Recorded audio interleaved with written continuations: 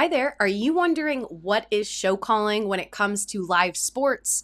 You might be getting excited about the Olympics that are just around the corner here in 2024, or maybe you're just curious about what does a show caller do when it comes to a live sporting event? Well, I'm going to talk about what the role is, some aspects of their program, and who you get to work with when you're a show caller in the sports world.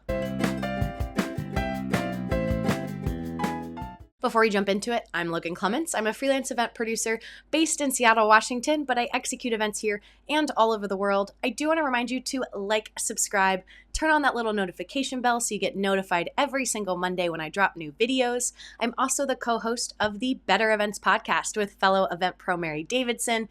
We drop episodes every single Wednesday across all major podcast platforms, and we dive even more into a lot of these topics that I discuss here on YouTube, including we have episodes about how to work at the Olympics from my past Olympic experience. I talk to some other show callers we've interviewed as guests, so go check that out wherever you listen to podcasts. Okay, so what is a show caller in live sports? This is something that I have heard referred to both as a producer as well as maybe a venue producer, a game presentation director, a game day director. These are all different terms for the same person, but I'm just going to call them a show caller for the purposes of this video. The show caller, though, is the person who creates your script and scripts all of the elements outside of the actual sport. So think if you bought tickets to go to an Eagles game, an NFL game, or you bought tickets to an NBA game. There is a run a show where they script everything that happens before tip-off, before the start of the game. Think national anthem, team intros, the videos you see, the music you hear, any announcements they make, that's all scripted. And then the entertainment elements that happen during the game. If you watch soccer or football, this might be the halftime show. Basketball has more timeouts, so it's all the entertainment that happens in the timeouts to entertain the people who paid for a ticket and came to watch in person.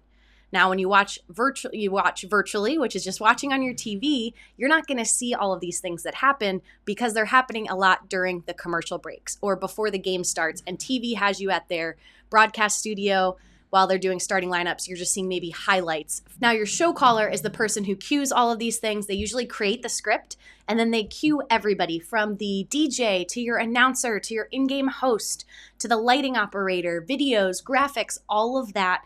They are cueing all of those people. So the different aspects of the program, I kind of talked about it, but there's the pregame. So that's from when doors open and fans are allowed to come into the stadium, all the way up to what we call zero time, which is the start of the first pitch, tip-off, kickoff, whatever sport it is that you call when the sport starts. There's usually a bunch of, music playing when you come in and some graphics rotating, and then you have different videos and maybe fan engaging things you do before the game starts, down to what I like to call your protocol or your run-up, meaning when TV is starting to join you and you're live. That could be anywhere from maybe only a minute before you start the actual competition to 10 minutes before. And there's certain elements, maybe you play a hype up video, then you do team intros, and then you do national anthem, you introduce the referees or the officials. A lot of that is rinse and repeat across your different games or competitions, but it is unique for your sport because every sport has their own kind of elements that have to happen before a game starts. So who do you work with as the show caller at live sports? You're going to have your direct team. This is your game presentation team, your sports presentation team. They come by different names, but they are your operators of all of the equipment that I mentioned. So your video board, your lighting, your DJ, your host, your MC, those folks are your game presentation team. I often, if I'm not show calling, I'm often a stage manager. So that's also a role. You might be working with the stage manager. You also have to work with the marketing team from whatever organization or competition you're working for. This is because they often have elements that you're going to be promoting in the game or certain, initiatives they want you to do or tell people to tag you on social media. You also have to work with sponsorship or partnerships depending on the organization. They have sold specific opportunities to sponsors. So this might be a game like we had a t-shirt toss at this event that I did last month, and it was always sponsored by this one company. And we had a specific read that our PA announcer, our public address announcer would say, and then those shirts were branded. And we had to do it a certain number of times per day. You could even have a branded video. You could have different pricing. There's so many ways that we interact with the sponsorship/partnership team. You also then, as the show caller in sports, are interacting with the sport people. This isn't necessarily the athletes directly, but there are officials and federations and organizations in charge of the actual sport. So like for NFL, if the Philadelphia Eagles, this would be the NFL. It would also be the Eagles organization. When I do international things, it's usually the Federation for International Sport. And then if it's a multi-sport games experience, like I did in Chile with Pan American Games or, the Olympic Games, then you're dealing with, the IOC, the Olympic Committee, and the organizing committee for the local group. You're coordinating with them because part of that protocol I said, they will be able to help you know, okay, how much time do athletes get on the field of play, on the court, on the field to practice ahead of time? Do they go back to the locker room? Is there a coin toss that has to happen? Are there certain technical announcements we have to make as a part of the sport? That's where you're going to coordinate and work with them.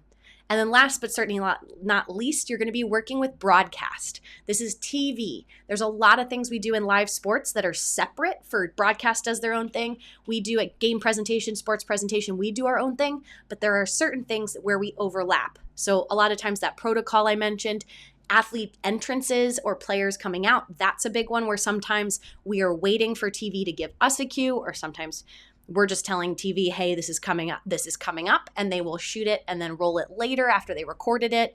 But then a lot of things, even post-game, knowing when we're off air, so we're able to play certain videos that maybe we couldn't play while we were still on air post-game, and TV was interviewing an athlete that was just going to TV, not here into the house for us in the arena.